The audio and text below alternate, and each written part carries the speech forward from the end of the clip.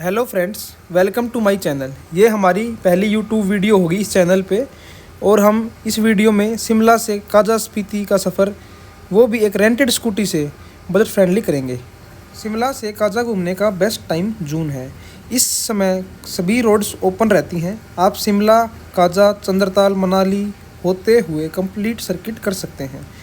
लेकिन इस बार हम मार्च में गए थे क्योंकि हमें विंटर स्पीति एक्सपीरियंस करनी थी। आप इस ट्रिप को 3 से 4 दिन में अच्छे से एंजॉय कर सकते हैं। शिमला तक आपको सभी बड़े शहरों से डायरेक्ट बस मिल जाएगी। अगर आप दिल्ली से आने का प्लान कर रहे हैं तो दिल्ली आईएसबीटी से हर कुछ घंटे में शिमला के लिए बस चलती है, और अगर आप ट्रेन से आना चाहते हैं तो शिमला के लिए आपको कालका से टॉय ट्रेन भी मिलेगी।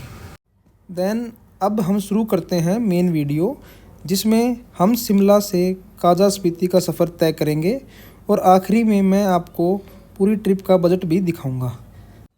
हम शिमला में सुबह 6 बजे उठकर नाश्ता वगैरह किया और 7:30 बजे तक एक स्कूटी रेंट की, जो कि हमें 650 रुपये पड़ी, और फिर हम अपनी मंजिल की तरफ चल दिए। रास्ते में काफ़ी सुंदर सुंदर शहर आए, जैसे थियोग, कुफरी, नारकंडा, जहां हमने रुक के लंच किया, जो कि हमें 2 लोगों का 200 रुपये पड़ा। नारकंडा से निकलकर हमने अपने कदम रामपुर से होते हुए किन्नौर वैली में रखे, और फिर सिर पे नुकीली चट्टानों के पहाड़ दिखाई दे रहे थे, जो देखने में बहुत प्यारे थे, लेकिन साथ ही में कई हज़ारों फुट गहरी खाई भी थी, जो सिर्फ एक गलती का इंतज़ार कर रही थी। यही चीज़ इस रोड को हिंदुस्तान का खतरनाक हाईवे बनाती है। लगभग 3 घंटे चलने के बाद हमने अच्छी जगह देखकर मैगी बनाई और कुछ फ़ोटोज़ ली और रिकोंगपियो के लिए चल दिए। रास्ता काफ़ी सुंदर था। हम शाम 6 बजे तक रिकोंगपियो पहुंच गए और काफ़ी ट्राई के बाद हमें 600 रुपये का एक रूम मिल गया। कुछ देर आराम करने के बाद शाम को डिनर किया और शहर घूमने निकल दिए। रिकोंगपियो में हमारा खर्चा लगभग 800 रुपये आया। रिकोंगपियो से हम सुबह 7 बजे निकल दिए। आगे का रास्ता काफ़ी मुश्किल होने वाला था। 2-3 घंटे तक बंजर पहाड़ देखने को मिलेंगे। इस रास्ते में ना तो हरियाली है ना ही बर्फ़, लेकिन आगे जैसे जैसे बढ़ते गए वैसे वैसे सर्दी भी बढ़ती गई, और हमें पता ही नहीं था कि इतने अच्छे नज़ारे हमारा इंतज़ार कर रहे हैं। धीरे धीरे रोड के साइड में बर्फ़ दिखने लगी, जो कि आगे बढ़ने ही वाली थी। जैसे जैसे हम काजा के पास जाते जा रहे थे, क्या ये आगे जहाँ देखो वहाँ बर्फ़ ही बर्फ़ दिखाई दे रही थी। काजा जाते वक्त हम माणा विलेज की तरफ चले गए। अगर आपको कुछ यूनिक एक्सपीरियंस करना हो तो आप माणा विलेज भी जा सकते हैं। यहाँ से काजा सिर्फ 28 किलोमीटर दूर है। फिर हम शाम होते होते काजा पहुँच गए और हम बहुत थक चुके थे, तो हम रूम लेके सो गए। अगले दिन हम सुबह उठकर काजा घूमने निकल गए। हम वहाँ मोनेस्ट्री घूमे, लोकल कल्चर एक्सपीरियंस किया, और हमने अपने चारों तरफ पाया कि हम बर्फ़ के रेगिस्तान में कहीं खो से गए हैं।